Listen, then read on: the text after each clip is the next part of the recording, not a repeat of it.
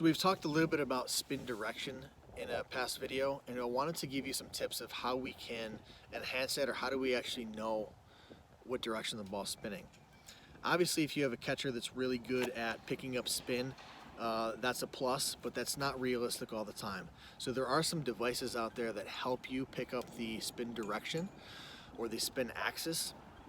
The Rapsodo device is great at picking up the spin axis or spin direction.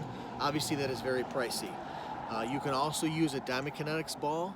That's very good at picking up the spin axis. It's just about the same as the Rapsodo. It's not as accurate as when it comes to velocity, but the spin direction is very accurate.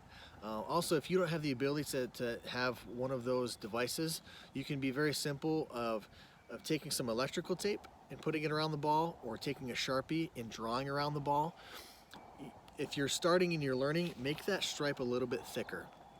When it's thicker and then you see a solid line when you're throwing, you know that at least you're spinning the ball tight and you have a lot of spin, and that's your first goal. We want to spin the ball a lot, okay? The higher RPMs or the higher revolutions, the better, okay? So once we know you're spinning the ball fast and you're spinning the ball more, we want to make sure that direction is the same. So once that stripe is solid when you're spinning the ball, then you can see whatever axis or whatever tilt the stripe is at.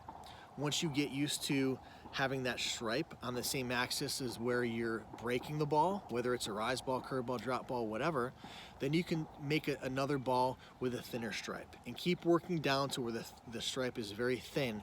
And then once you get that very thin stripe or line straight, you know you're really at a high level as far as spinning a softball and spinning it in the direction you want to spin. But you got to constantly make it harder on yourself once you get used to and once you get better at that spin. All right, but you have to have some sort of visual to understand exactly what you're doing, because if you just rely on somebody telling you, you're not always going to buy in. So you have to have the visual. So using the devices, as far as a Rapsodo, a Diamond Kinetics ball, or whatnot, is great. If not, use electrical tape, use a Sharpie, use paint, whatever you can do to give yourselves the visual so you can actually see what the ball is doing.